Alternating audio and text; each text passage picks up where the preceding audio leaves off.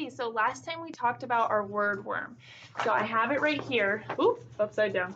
So we have our word worm, and we're talking about how we can really help a dyslexic student or maybe a student who struggles with writing.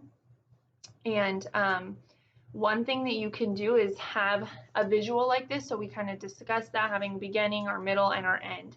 And I'll show you how we then tie that into our writing to really help a student understand the different parts of a story. So when we are writing in class, we have green, purple, red. We do it every single time in every story. This is a nonfiction text, and this is a fiction text. So regardless of what we're writing, we always have our green, our purple, and our red, and we talk about that. Another strategy while you're writing, we typically get our beginning sentence together. So this one says, today I'm going to zoom in on how bats' physical features help them survive. When a student is writing nonfiction, this is a really great concept to talk about, is the whole concept of zooming in.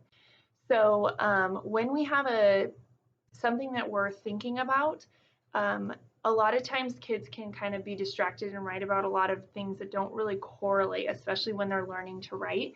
So we talk about the concept of zooming in. How I start this is I typically show my students a picture of something like an Amazon rainforest, say.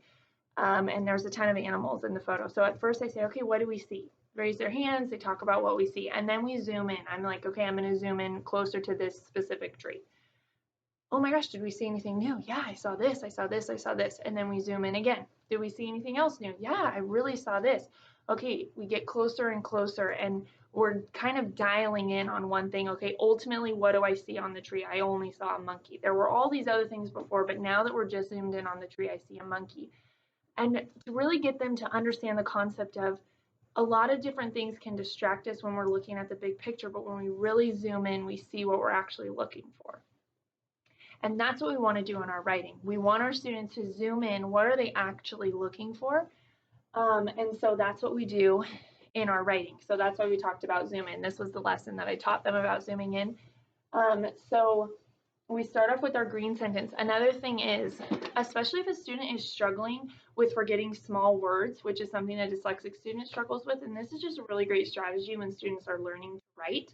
I don't do it as much in first grade, but I did it a lot in kindergarten, is when you come up with a sentence, count the words. So if I was going to start, and also it's harder when you have longer sentences, but today I'm going to zoom in on how bats' physical features help them. So I'd say today I am going to zoom in on how bats' physical features help them survive. So then I would draw 15 lines. Typically you would do this in a younger grade in like kindergarten. So like I see the bat is more of like a beginning sentence in kindergarten. So you'd say I see the bat. Okay, 4 words. I'm going to draw lines and then I fill them in. That way, when they're looking back, they can see a space and be like, what's missing here? And it kind of helps the student to understand what they're missing. And even as they're writing it, they'll be like, oh, I'm an extra line. Why? I forgot an article. I forgot a little word that sometimes is just hard to remember, especially for dyslexic students. A lot of times we miss those little things. And so that's a really great strategy. But we write our first sentence together, and a way to get your students engaged, whether you're a homeschooler, whether you're in a classroom, have them stand up and read after every sentence. So my kids stand up and read after every sentence. They have to point at the words and we stand up and read. And then by the end of it, most kids can read it, even if you don't have a strong reader, because they've heard it so many times. We read after every sentence that we make. So at least the beginning portion, they've read like 7 or 8 times by the time we get done, which is really great for really getting them into reading, and it's reminding them reread your text in general when you're writing, but it also really gets them to know what we're writing as a group, to hear good writing, to read good writing. So that's really helpful, and just to keep them engaged. They're standing up, they're sitting down, they're pointing, they're getting to talk, they're doing all these things. They're kinesthetically being able to move. They're not just sitting silently for a long time, which then kids start disengaging, they start not talking. and I'll point out really good readers and have them, whatever the reward system may be in your classroom, clipping up, getting a token, whatever it may be. And then it really gets other kids to be like, oh, well, I want to do that. I want to do that. And so then they all get engaged. Um, so we have this, and then we have our beginning, and then we have our middle. So to start, bats have echolocation. Bats use echolocation to help them move around at night, and it helps them find prey. So we would write through our middle all in purple. Remember, they need to have three things. So they have our transition words to start, also, finally. So we have our 3 points, and then our feeling from our heart at the end. So I love zooming in on Bat's physical features. A lot of times we talk about trying to key this in with what we started with. We started with I'm going to zoom in on how Bat's physical features help them survive. I love zooming in on Bat's physical features.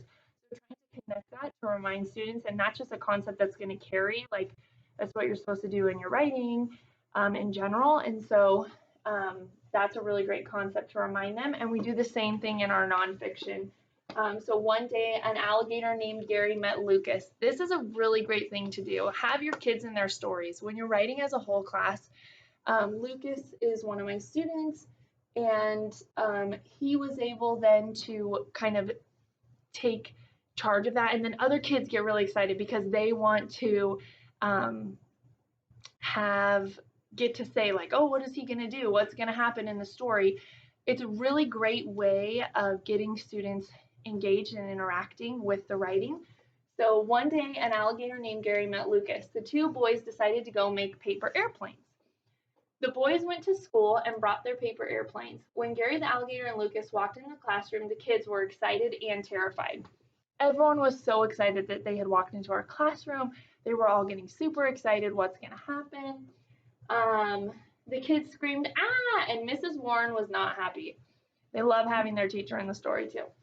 Next, Mrs. Warren said, Gary the alligator will have to leave. Gary was very sad and hung his tail. Then the bell rang and all the students joined Gary outside. Gary and Lucas let everyone play with their paper airplanes. That was an exciting day. So allowing kids also to put their own spin on things is super important when we're writing as a whole group. And remember, we stood up, we read this so many times. An extension of this lesson would then be to write out this story, print it, cut it up, and have kids have to rework it. So I would have my beginning, middle, end, and then I would cut it up, and then they have to put the story back in order. Again, these kids have read it multiple times, so even a lower student will at least have a gist of what was happening in the story because we read it so many times. Even if they're struggling with reading, they'll have that. The story is also up in the classroom. They could go sit on the carpet by it and try to match the sentences. At the beginning, I actually will color code green, purple, red. So while they're doing it, they can help with the colors. I've stopped doing that now just because we're later on in the school year. And you could really cut it up even more, especially with nonfiction, but also with fiction when you're adding in transition words. So to start with, also finally trying to get them to understand where would those transition words go. So it's cut up into different pieces, and then they would have to glue it back together correctly and then go and read it with a friend. And my kids know who are kind of the go-to readers if they're struggling, and those kids can help them as well. So that's how we really integrate writing in our classroom, in my classroom. Starting with our word worm, we did this like the first week of school, going into then writing it, reading it multiple times, and then even an extension is to do that as a job or a later activity where they're having to rework it to really practice sequencing. I hope you guys have a great day. Thanks for listening.